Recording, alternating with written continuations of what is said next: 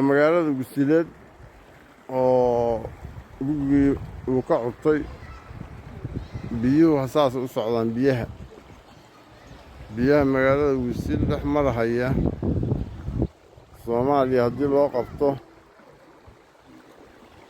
sanadka soo socda waxba abaar iyo midna may aragteen raashin la'aanna lagama baqayn bal fiiri waxa biyo meesha marhaya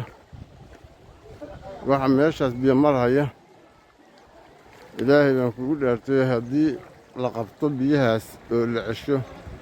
oo wax lagu beero miyay Soomaaliya dhan waa ku filan yihiin fiiri meel ay galhayaan lama yaqaan waxay soo saarayaan male daaq lama arko alxamdulillaah rabbil caalamiin duulahaas ka soo rogay alxamdulillaah talaa loo qaban haya insha Allah